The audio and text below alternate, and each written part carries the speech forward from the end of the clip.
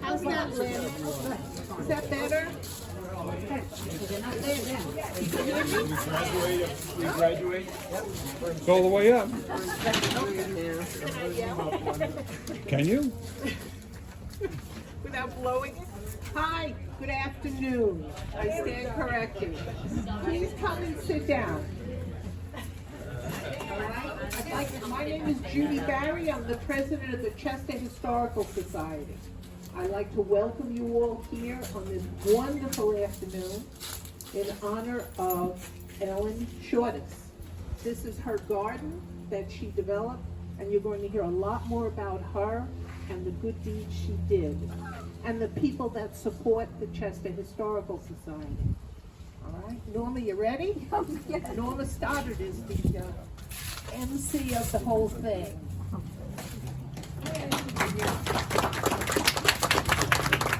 Hello, welcome to the rededication of the Ellen Shortess Garden. Can you hear me or not? Talk into it, okay. Now we have big people to thank for this plot of ground, which was cleared at 4-foot high reeds. They were taller than myself. We don't know what they were called. It wasn't poison sumac. It was reeds. I'll give it as reeds.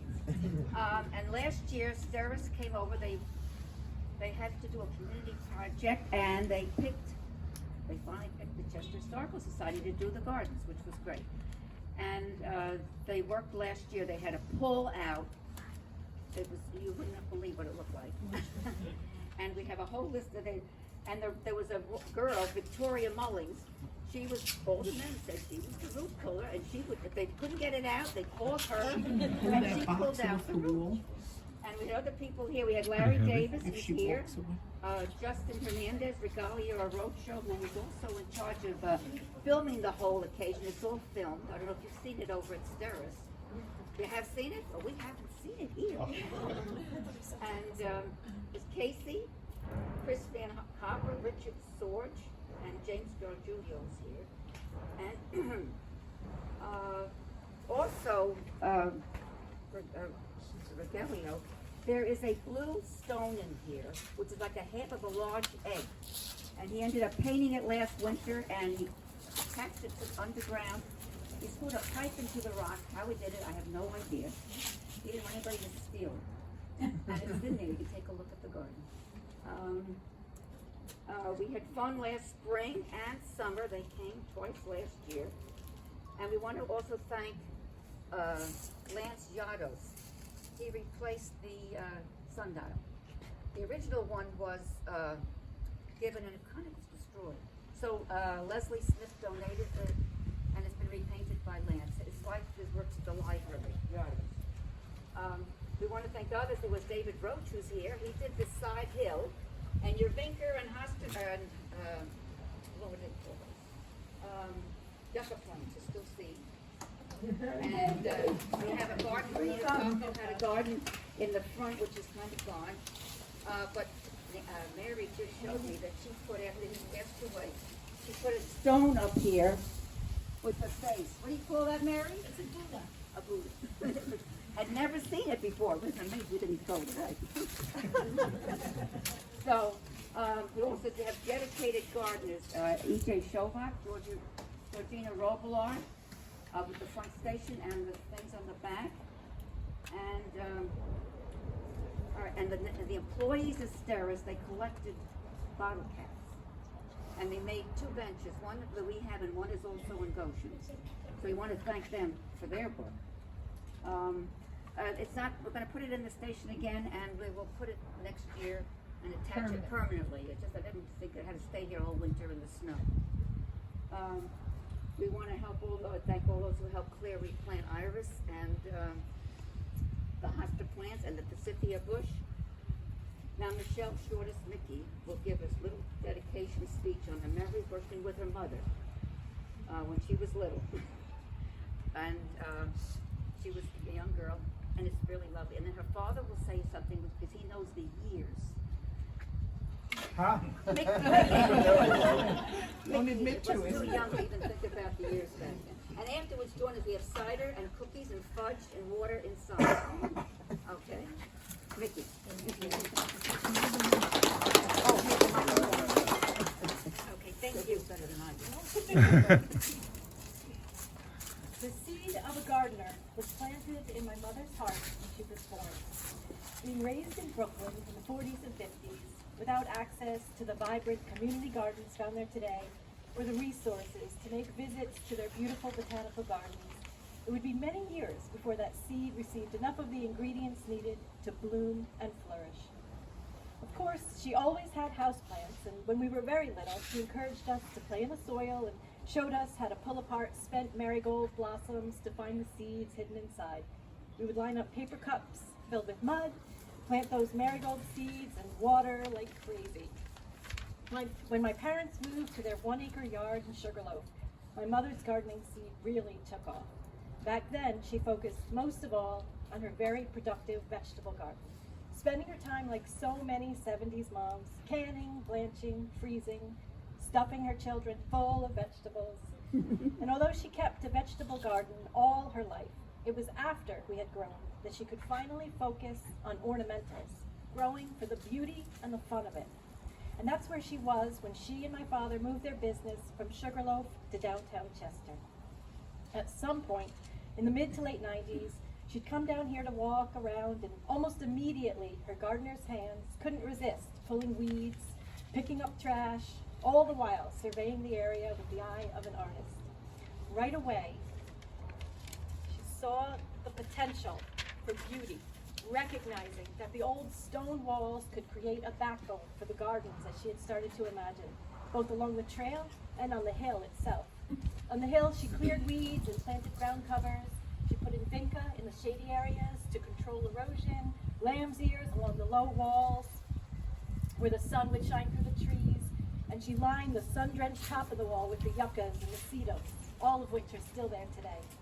The locust trees at the top of the hill with their 3-inch sharp thorns made it a potentially dangerous place, and her friend Jim Jones, a local tree trimmer, came by, and as a gift to her, donating his time to remove brush in many of the large thorn-filled branches, made the area look more attractive and made it much safer and a lot easier to navigate. When she turned her attention to this area, to the trail side here, Tommy Bell and the village crew came in, again as a favor, donating their time, their equipment, their muscle, loading out old mattresses, appliances, and debris that had littered the trail side at that time. She started clearing the area, uncovering or bringing in stones to make walkways, transplanting daylilies, coneflowers, bee balm, and more from her home gardens. And soon friends started sharing their plants with her, eager to see and hear about what she was working on. And I wish I could mention them all, but I remember Loretta Winkler in particular, sharing plants and stopping by to chat about how things were going and to offer encouragement. The soil here was not the easiest to work with, and the first few years were a challenge to keep things alive. And then in stepped Linda Fairweather, who worked locally at the time, and for many years after that, she donated an annual truckload of beautiful potting soil. And that was such an important gift. Eventually, that thin, dusty soil started to change and produce worms that grew so big they looked like baby snakes. And as the years went by and the hill and gardens filled in, we started to expand further out, laying down stone walkways and planting in the shadier areas.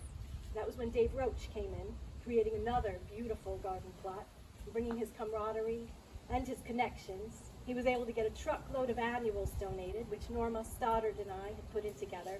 And they grew so full and lovely that year. It brightened up the dark shade. And then a Girl Scout troop came in and planted next to Dave's section. And we can still see a hosta or two that have survived from that time, mixed in with the hardier weeds that have reclaimed the area. I wish I could say exactly when these things happened. I know an historical society would like to record dates, but at that time I simply never thought to write anything down. Never imagined that my mom wouldn't be here to remember with me. What I do remember is the shared laughter and the joy that came with digging in the soil together. Growing strong and beautiful flowers, the quiet meditative times, the sound of birds singing, trailgoers who would stop to chat. And what I feel is the most important part of all of this is the friendship, the community that her garden has created.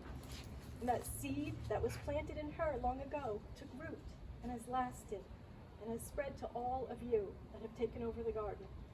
And you are creating friendships and community, and your seeds are taking root and growing stronger. Stronger relationships and spreading joy and beauty to our world. And my family and I thank you from the bottoms of our hearts.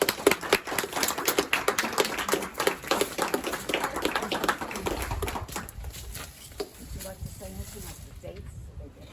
I did when we were pulling up the dirt. I don't know the dates. Okay. I know the matches that they would clear them was, I guess, in the mid-90s, right? And by That's- 99, we kind of opened the station, right? We were working on the station. Yeah. And she was working in the garden. Well, we put the office down here in, actually 32 years ago this month. So, In 90. 90. It was 90 Right, okay. when we were, when we came down here. So then she would come over. I'm trying to remember when the trail first started too. Is I don't think it was it wasn't blacktop at that point. The train stopped in 83 and the tracks came up in 85, so So I don't know when they put the trail in. trail. And so it's been here. This is one of the oldest ones in the county right now. We have visitors on Saturdays. They just come from New Jersey and all over. They think this is the best one to work. It's too crowded in New Jersey. And they're building more up here. They're adding it on. You know, Leslie, what they're doing? That they're adding on further up Campbell. Anyone know where they're going? Basically, well, this one goes from Harriman up to Middletown. Right. It's a 20-mile shot. Now, going past the camp down here, I think Terrence, didn't they say that they were going to put a spur over towards Campbell Hall? Yes, I they're heard doing something. something. Yeah, they're adding on. So, So that's we're going to have quite a network. yeah. And I can imagine that they needed the soil because it was a railroad track. And all they had was that. It was all whatever they ballast. had was terrible. Yeah. Ballast and the slag from the coal. Yeah, that was very nice. I really appreciate that. I know. Any questions or anybody, or you ready for cider and water and cookies? Oh. Thank you very much, and thank you for coming. Thank you. Great, great. And you can take a look at the bench, and it has also dedicated from Sarah to Ellen. See that? Oh, yes. It'll look better in the spring. It looks beautiful. Yes, it's nice.